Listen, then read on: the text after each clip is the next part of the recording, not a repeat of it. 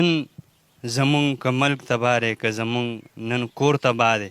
نو دا همدغه وجه ده محرم او د نامحرم مونږ ته پته نه لګي که هسپتالونه وګورو نو هم د محرم او غیر محرم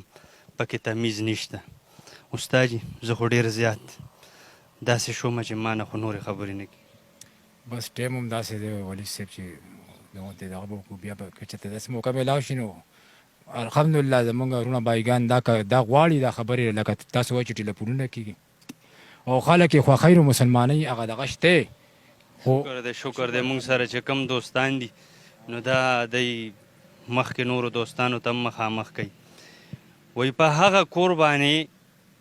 د غذاب خطره ده په کوم کور کې چې جبرائیل علیه السلام وایي چې په میلمه باندې یو سړی ناراضه کېږي په راتلو یې خفه کېږي.